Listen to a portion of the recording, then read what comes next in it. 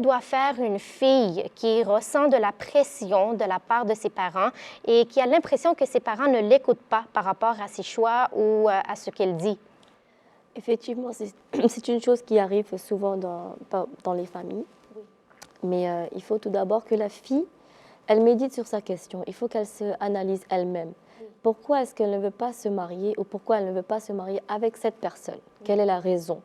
Il ne faut pas rejeter des propositions de mariage sans aucune raison. Parce que je pense que nous sommes très bénis du côté qu'on a des parents qui se soucient de notre vie future et qui nous aident à choisir un partenaire.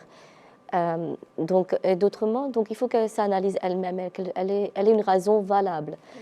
Parce qu'il y a un certain âge et il y a un temps où les bonnes propositions ne viennent pas tous les jours. Oui. Donc si vous avez une bonne proposition et qu'il n'y a pas de raison de le rejeter, je pense qu'il faut l'accepter. Mais bon, chacun ses, comment dire, ses sentiments, ce que la personne... Oui, exactement. Il faut prier, exactement pour prier, parce que des fois on est confus, on ne sait pas, parce que c'est une grande décision à prendre, Absolument. parce que tout va changer.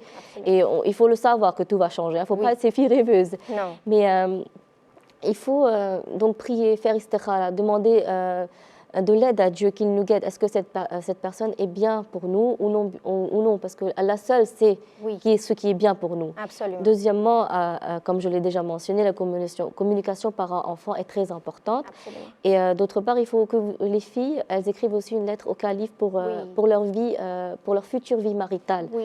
Et d'autrement, le calife a aussi également mentionné que si elles ont une bonne proposition, les filles, ou les garçons d'ailleurs, ne devraient pas rejeter leur proposition juste à cause des études, pour la poursuite des études. Parce que les études, c'est quelque chose qu'elles peuvent poursuivre en faisant des compromis avec leur partenaire, Oui.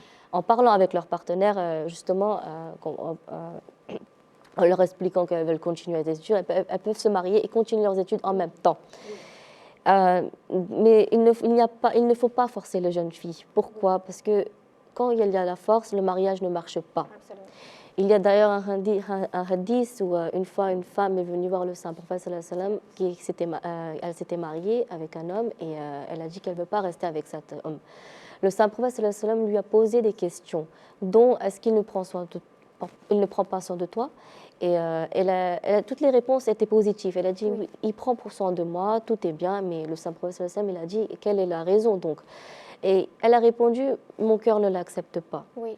Et d'ici là, le saint prophète sallallahu alayhi wa sallam a dit, bon, on va proclamer le divorce puisque le cœur n'y est pas. Donc si le cœur n'y est pas, le mariage ne va pas marcher automatiquement, il ne faut pas forcer. C'est quelque chose d'inacceptable pour soi-même, c'est quelque chose comment on dit, qui vous... vous voyez ce que je veux dire? Oui, absolument.